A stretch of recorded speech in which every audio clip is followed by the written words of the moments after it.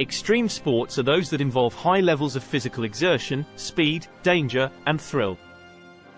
Some popular extreme sports include snowboarding, skateboarding, surfing, BMX biking, skydiving, rock climbing, base jumping, bungee jumping, and parkour. These athletes often perform incredible feats of athleticism and skill that seem almost impossible. But what makes them able to do this? The answer lies in physics. The laws of physics govern how objects move, how forces interact, and how energy is transferred. By understanding the basic principles of physics, extreme sports athletes are able to manipulate and use energy, momentum, and forces to achieve the goals. For example, let's take a look at snowboarding and skateboarding. These sports involve jumps and spins that require the athlete to generate and manipulate their own momentum. By changing the position of their body and the distribution of their weight, they can control their rotation in the air. In surfing, athletes must also understand the physics of waves. Waves are essentially disturbances in the water that travel through the ocean. By reading the shape, speed, and direction of a wave, surfers can ride it and perform maneuvers. Skydiving involves the physics of freefall and the use of parachutes to control descent. The faster an object falls, the greater its air resistance. Skydivers use this principle to slow themselves down by opening their parachute at the right time. Rock climbing involves the principles of friction, tension, and gravity. By understanding the relationship between the frictional force of their body against the rock, the tension in their muscles, and the force of gravity pulling them down, climbers can ascend a cliff. And in parkour, athletes use the physics of motion and energy transfer to navigate through complex environments. By optimizing the speed and direction of their movements, they can overcome obstacles and reach their destination. Skateboarding is a sport that involves riding and performing tricks on a skateboard. It's a popular extreme sport that requires a combination of balance, skill, and speed. But how do skateboarders perform those amazing tricks? It all comes down to physics. Skateboarding involves a number of physics principles, including Newton's laws of motion, the conservation of energy, and the principle of torque. Let's start with the most basic trick in skateboarding, the ollie. An ollie is a jump where the skateboarder jumps into the air with the skateboard still under their feet. To perform an ollie, the skateboarder pushes down on the tail of the skateboard, which causes the nose to rise up. This is known as the pop. Then, the skateboarder slides their front foot up the board, which levels the board in midair. Finally, the skateboarder lands back on the board, absorbing the impact with their legs. Skateboarders can also perform more advanced tricks like kickflips and heel flips. These tricks involve spinning the board in the air while the skateboarder remains in control. To perform a kickflip, the skateboarder kicks the board with their front foot while simultaneously flicking the back of the board with the back foot. This causes the board to spin and flip in the air. Skateboarders can also perform grinds, where they slide along the edge of a rail or ledge with the trucks of the skateboard. To perform a grind, the skateboarder approaches the rail or ledge at an angle and jumps onto it, balancing on the trucks of the skateboard. They use their body weight and balance to maintain control and slide along the rail. These are just a few examples of the physics principles involved in skateboarding. By understanding the laws of physics, skateboarders are able to manipulate and use energy, momentum, and forces to perform these incredible tricks. But don't take our word for it, let's see how professional skateboarders put these principles into practice. Professional skateboarders like Tony Hawk, Rodney Mullen, and Nigel Houston have mastered the physics of skateboarding, and use these principles to push the limits of what's possible on a skateboard. Snowboarding is a popular extreme sport that involves riding down snow-covered slopes on a snowboard, performing tricks and maneuvers along the way.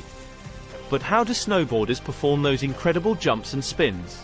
Snowboarding involves a number of physics principles, including Newton's laws of motion, the conservation of energy, and the principles of rotational motion.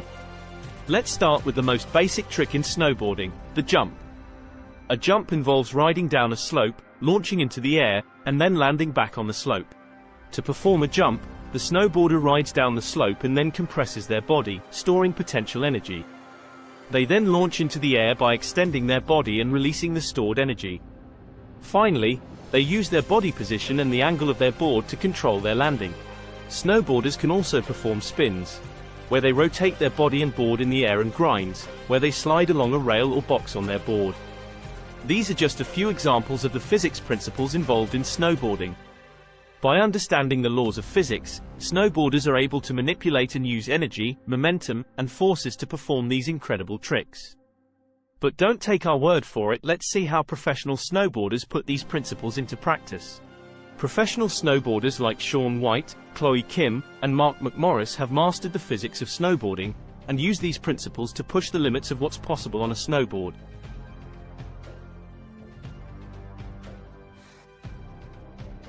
Surfing is a sport that involves riding waves on a board, using your body to control your speed and direction. But how do surfers manage to ride those massive waves and pull off those amazing tricks? Surfing involves several physics principles, including wave mechanics, buoyancy, and fluid dynamics. Let's start with the most fundamental principle of surfing, wave mechanics. Waves are created by wind blowing over the surface of the ocean, and these waves travel through the water until they reach the shore. To surf a wave, a surfer paddles out to where the waves are breaking and waits for the right wave to come along. When the surfer spots a wave, they paddle towards it and start to feel the energy of the wave lifting their board. They then pop up onto their feet and use their weight and body position to control their speed and direction. By understanding the shape and movement of the wave, surfers are able to ride it and perform maneuvers like cutbacks, floaters, and aerials. One of the most exciting tricks in surfing is the aerial, where the surfer launches into the air and performs a spin or flip before landing back on the wave. To perform an aerial, the surfer uses the energy of the wave to launch themselves into the air. They then use their body position and weight to control the spin or flip, before landing back on the wave with precision. Another impressive trick in surfing is the barrel ride, where the surfer rides inside the hollow part of the wave. To perform a barrel ride, the surfer positions themselves just in front of the breaking part of the wave, where the wave is hollow. They then use their weight and body position to ride inside the barrel, staying ahead of the collapsing wave and emerging from the other end. Professional surfers like Kelly Slater, Gabriel Medina, and Carissa Moore have mastered the physics of surfing and use these principles to ride bigger and more challenging waves and perform incredible tricks. BMX biking is a sport that involves riding and performing tricks on a small bike with a 20-inch wheel. But how do BMX bikers manage to pull off those gravity-defying moves? BMX biking involves several physics principles, including friction, gravity, momentum, and center of mass. Let's start with friction. Friction is the force that opposes motion when two surfaces are in contact with each other. In BMX biking, friction is important for maintaining control of the bike and landing tricks. BMX bikers use the friction between their tires and the surface they're riding on to perform tricks like grinds and slides. Next up is gravity. Gravity is the force that pulls objects towards each other. In BMX biking, gravity is crucial for getting air and performing tricks. BMX bikers use their weight to manipulate their bike's trajectory and create tricks that defy gravity, like tail whips and backflips. Momentum is another important physics principle in BMX biking. Momentum is the product of an object's mass and velocity, and it helps BMX bikers generate speed and perform tricks. BMX bikers use their momentum to jump higher and further, and to spin faster when performing tricks like 360s and 720s.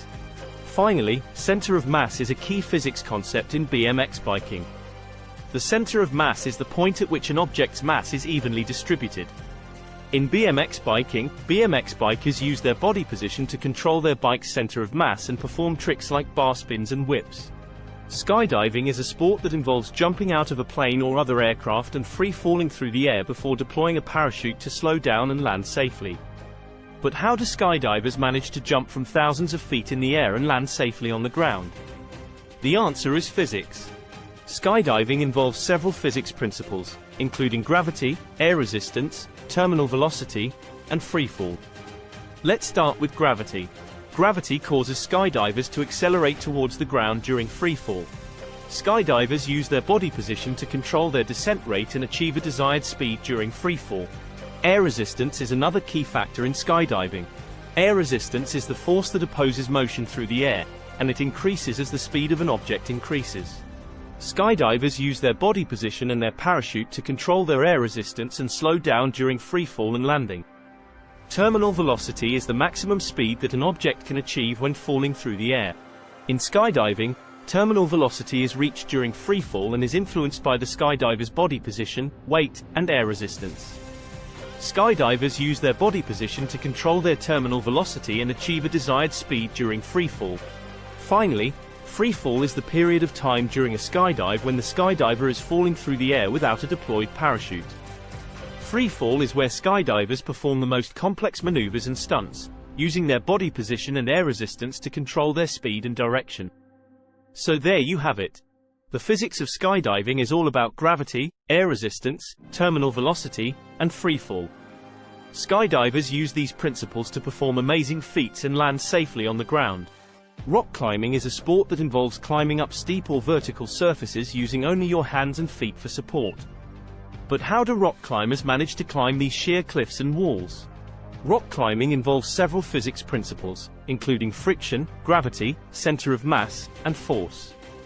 Let's start with friction. Friction is the force that opposes motion between two surfaces in contact, and it's what allows rock climbers to stick to the rock face and move upward. Rock climbers use specialized shoes and chalk to increase the friction between their hands, feet, and the rock surface. Gravity is another key factor in rock climbing. Gravity causes rock climbers to constantly fight against the pull towards the ground. Rock climbers use their body weight and position to overcome the force of gravity and move upward. Center of mass is also important in rock climbing. Center of mass is the point at which the weight of an object is evenly distributed in all directions. Rock climbers must constantly adjust their center of mass to maintain balance and avoid falling. Finally, force is the key to rock climbing. Force is the push or pull on an object that can cause it to move or change direction. Rock climbers must use their muscles to generate force and pull themselves upward, using the principles of leverage and momentum to their advantage. So there you have it. The physics of rock climbing is all about friction, gravity, center of mass, and force. Rock climbers use these principles to scale vertical walls and cliffs, using their strength, skill, and technique to reach new heights. Base jumping involves jumping from a fixed object, such as a tall building or cliff, and using a parachute to slow your descent and land safely on the ground. But how do base jumpers manage to jump off such high objects and land safely on the ground? Base jumping involves several physics principles, including gravity, air resistance, velocity, and energy. Base jumpers use specialized wingsuits to increase their surface area and create more air resistance. Velocity is also important in base jumping. Velocity is the speed at which an object is moving, and it's what allows base jumpers to cover large distances as they jump off a fixed object. Base jumpers must carefully calculate their velocity and trajectory to ensure they land in a safe area. Finally, energy is the key to base jumping. Energy is the ability to do work, and it's what allows base jumpers to overcome the force of gravity and achieve lift. Base jumpers use their own energy, as well as the energy of the wind and air currents, to stay in the air and control their descent. Bungee jumping involves jumping off a high platform or bridge while attached to a long elastic cord, and experiencing the thrill of free fall before bouncing back up and down several times. But how does the cord manage to support the weight of the jumper and prevent them from hitting the ground? Bungee jumping involves several physics principles, including gravity, potential energy, kinetic energy, elasticity, and friction.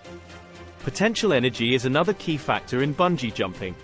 Potential energy is the energy an object has due to its position or height, and it's what allows bungee jumpers to experience the thrill of free fall as they jump off a platform.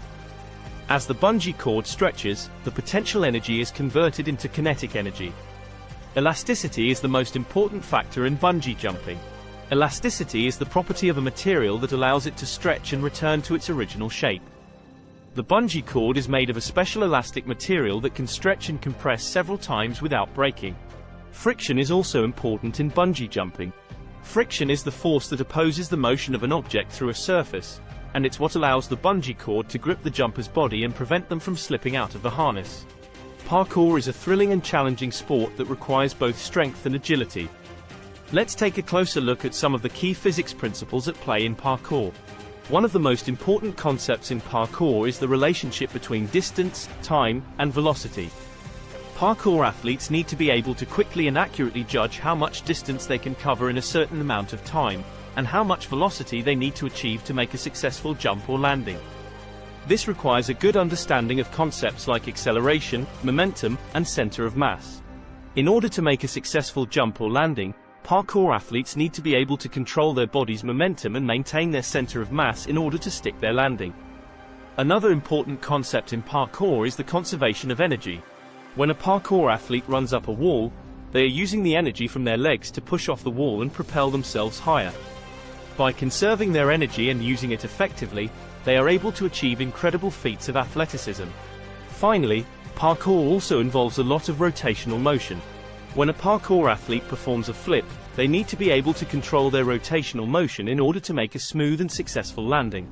These are just a few of the many physics principles involved in parkour.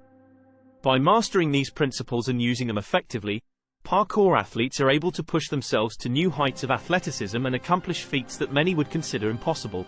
Thank you for joining us on this journey. Hope we inspired you through this video to do something exhilarating. Don't forget to like and subscribe to our channel for more content on science and technology. Until next time, keep exploring.